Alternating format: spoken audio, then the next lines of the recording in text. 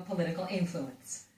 I've had no conversations about Mrs. Clinton's email server at any point in time with either her or former President Clinton. And have you had any conversation with either individual about your possibly serving in a Hillary Clinton administration? No, I've had no conversations with either individual.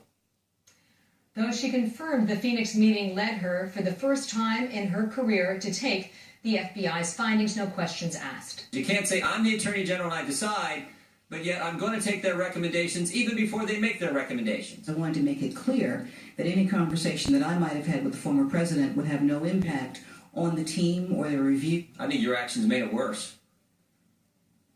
The House Judiciary Committee hearing divided along political lines, with Democrats focused on the issue of gun violence.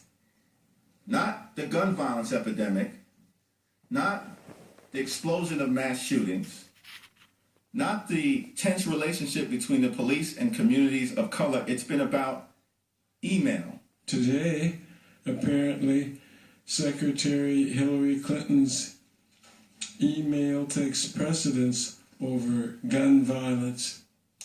Lynch's non-responsiveness extended beyond the hearing itself. On the way in, the Attorney General brushed past Fox's questions. Hillary Clinton gave a sworn declaration to the federal court that was wrong. She's now accused of doing the same thing to Congress. Will you investigate? Will there be consequences? Does the rule of law still matter in this country? Republicans during the hearing came back consistently to Lynch's lack of responsiveness. One member said that she dodged questions at least 74 times during that 4-hour hearing. And they also came back to this core principle that there does appear to be a double standard in the application of the law in the Clinton case. Sandra. All right, Catherine Herridge, thank you for that. All right, well, to California Republican Congressman Darrell Issa, who questioned the Attorney General himself today. Good afternoon to you, Congressman. We saw some frustrated colleagues of yours really fighting to get some answers from the Attorney General. What was your question to her today?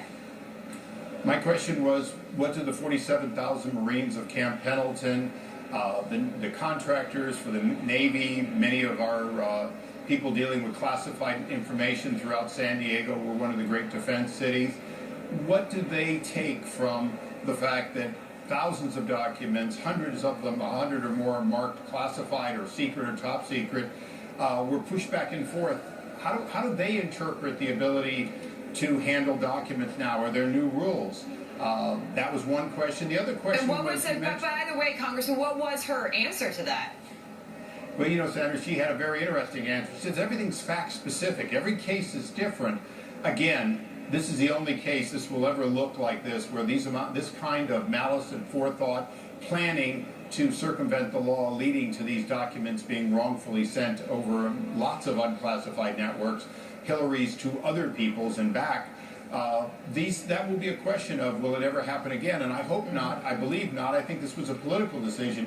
The other part was much more troubling. I asked a number of times the Attorney General, who I generally work with well and respect, I asked her if there were any political appointees on this group that made the decision, and she misled the American people in how she answered. Yes, there were political appointees. We verified it, but she characterized that everybody was a career professional. That wasn't the question. The question is, were people appointed by the president and others there that serve at the pleasure, political pressure possible of President Obama? And the answer was yes, but that's not what she said. Yeah, and her